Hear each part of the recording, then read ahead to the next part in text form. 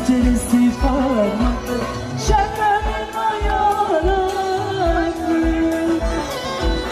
Penceresi parmaklı, şerbenin ayarası. İstedim de vermediler, şerben sen yaktın beni, kızın çabuk eyvah. İstedim